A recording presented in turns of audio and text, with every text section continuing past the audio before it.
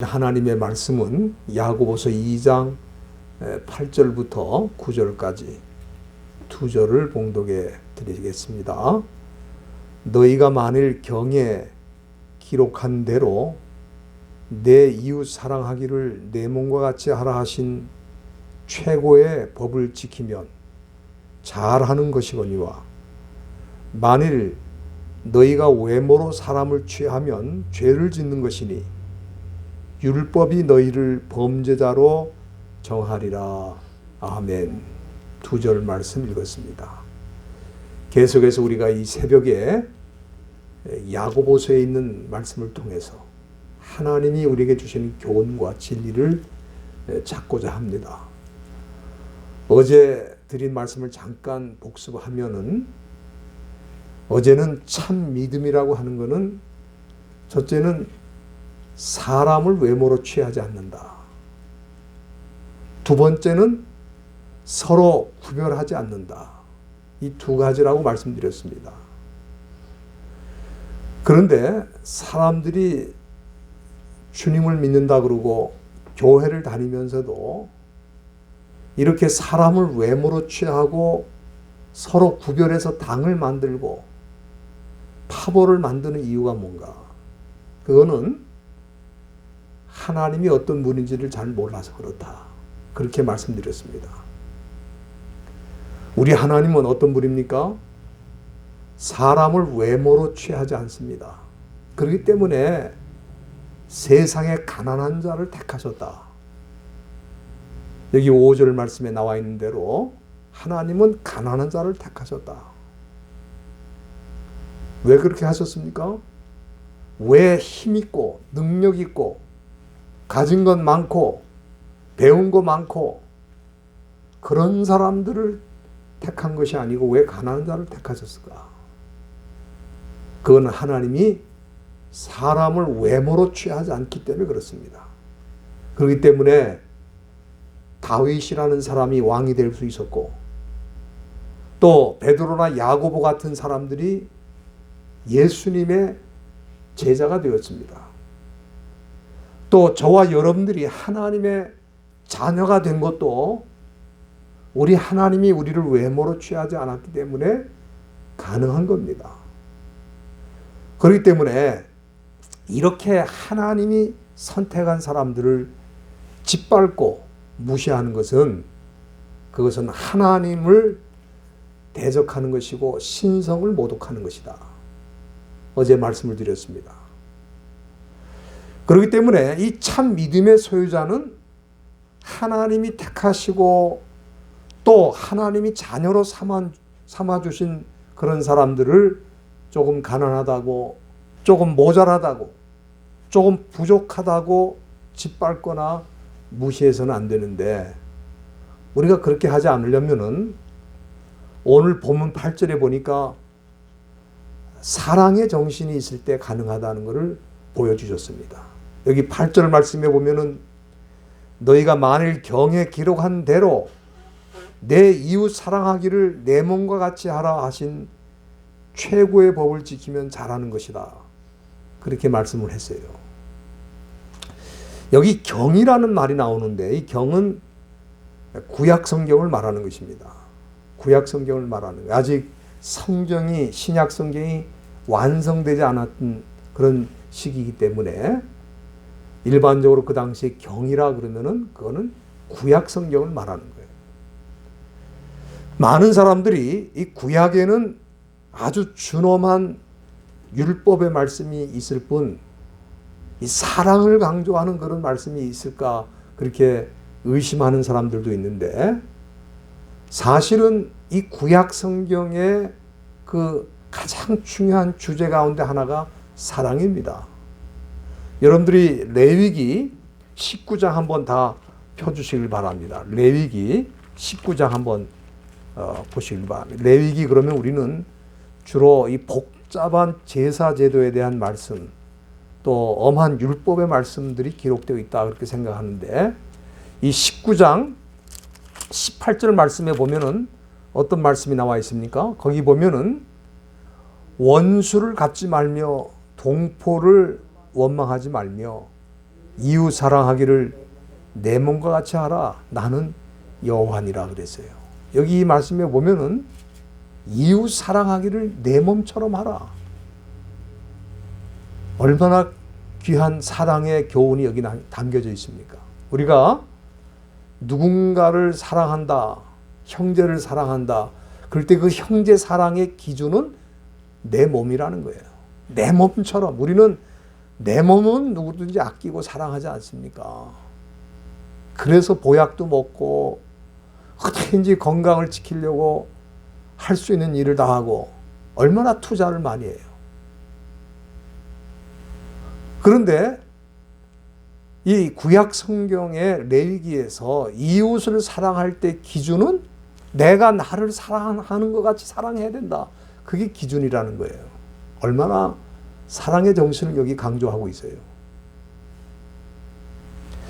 그래서 우리가 이 십계명 그러면은 정말 딱딱한 어떤 율법의 말씀으로 생각하는데 이 십계명도 우리가 잘 들여다보면은 1계명부터 4계명까지는 우리 인간이 하나님을 사랑하는 내용이고 5계명부터 마지막 제10계명까지는 사람을 사랑하는 그런 계명입니다.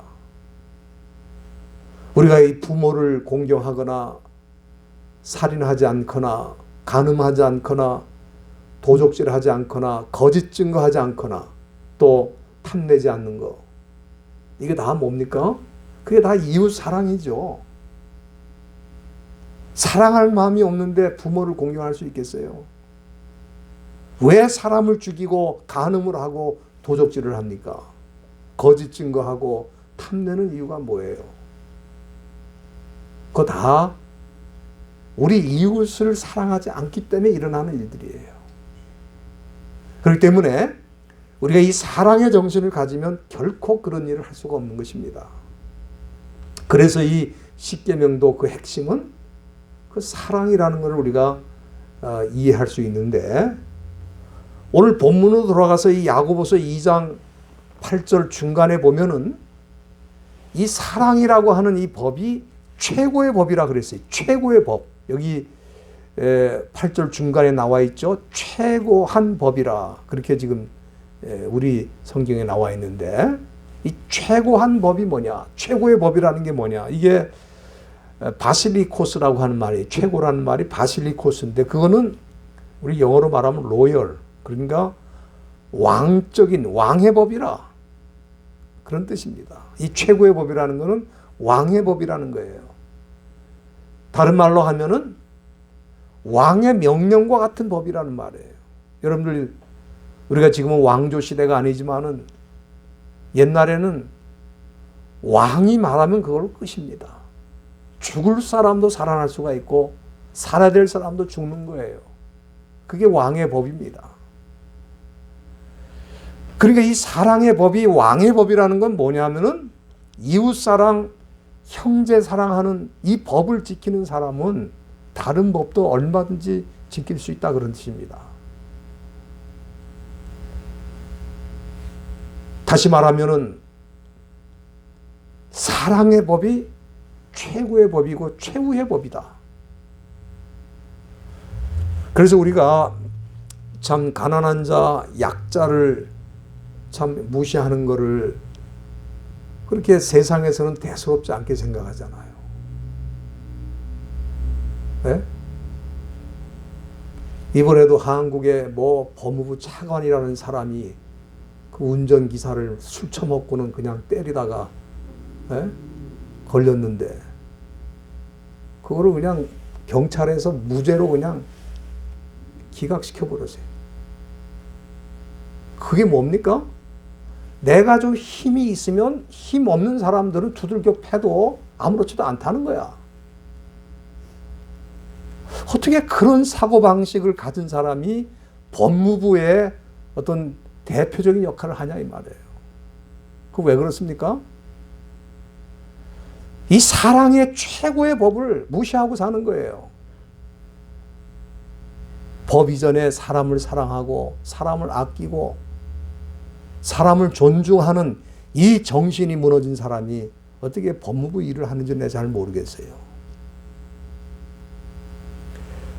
우리는 이 가난한 자, 약자를 무시하는 것을 대수롭지 않게 생각하는, 우리 하나님은 그걸 대단히 중요하게 생각을 합니다. 그게 우리 생각과 하나님의 차이죠.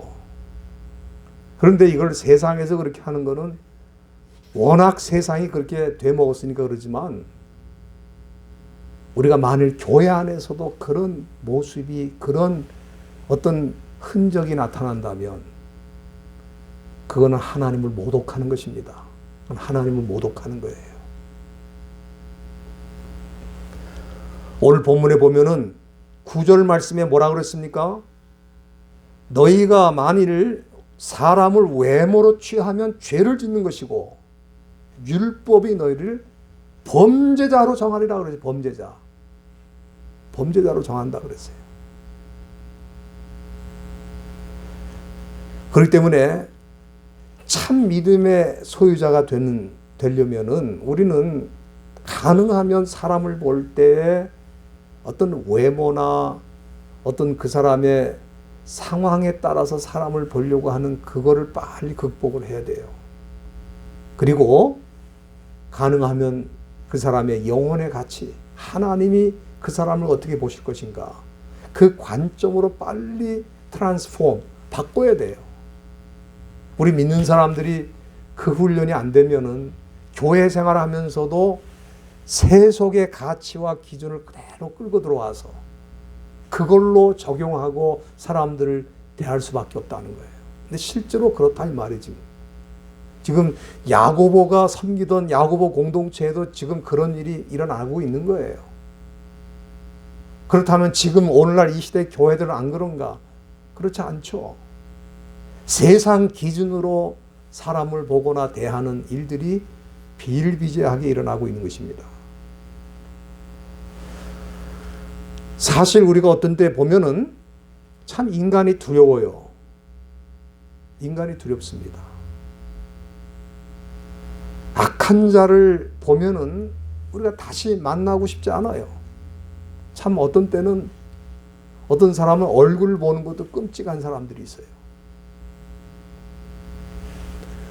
그러나 여기 우리가 사람을 외모로 취하지 말라고 하는 것은 우리가 교회 밖에 있는 사람들을 뜻하는 게 아니고 교회 안에서 그렇게 하지 말라는 뜻입니다. 지금 야고보가 강조하는 내용이 그거거든요. 세상에서는 어떻게 하는지 모르겠습니다만은 교회 안에서만큼은 사람들을 만약에 외모로 취하면 그거는 범죄자라는 거예요. 범죄자. 그리고 그거는 하나님의 최고의 법을 무시하는 것이고, 그리고 하나님을 무시하는 것이다. 오늘 그렇게 볼 수 있는 것입니다. 저희 교회가 전에 그 남미 형제들하고 같이 교회당을 사용하면서 예배를 드렸는데, 처음에 그 남미 형제들이 교회를 사용한다고 요청이 들어왔을 때 얼마나 말이 많은지, 뭐 그 사람들이 들어오면 교회당이 더럽혀지고 뭐 물건이 없어지고 무질서해지고 그거 안 됩니다. 그런 사람이 그렇게 많았어요. 그러나 그렇지 않다. 우리가 한번 같이 예배를 드려보자고. 그래서 결정을 해가지고 예배를 드렸는데, 우리가 같이 지내보니까 세상에 우리보다 더 깨끗하고 더 청소도 잘하고, 또 교회 안에 이렇게 조금 문제가 생기면 자기들이 다 고치고, 페인트 칠도 자기들이 다 하고, 도난 사고라는 건 일체 없고, 그 사람들은 줄도 얼마나 잘 서는지. 교회 예배 드릴 때 안내위원이 여기 앉으세요 그러면 다 거기 차곡차곡 이렇게 앉지. 우리는 안내위원이 여기 앉으라면 꼭 자기 자리가 있다고 거기 가서 앉는 분들이 있잖아요. 얼마나 질서가 있고 말도 잘 듣고. 내가 그걸 보면서 우리가 외모로 사람을 판단하는 게 얼마나 무섭고 두려운 일인가.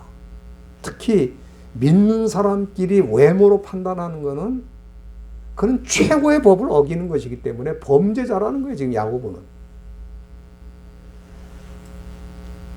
저는 우리 믿는 성도들이 오늘날 이 시대에 이 최고의 법을 우리가 지키지 못하면 누가 지켜주겠어요, 그거를? 그렇지 않습니까? 내 이웃을 내 몸과 같이 사랑하라고 하는 이 최고의 법을 누가 지키겠어요, 이 시대에?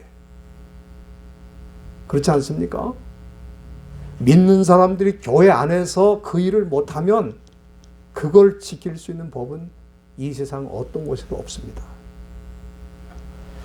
그렇기 때문에 야고보는 참 믿음의 소유자라는 것은 바로 그런 사람이다.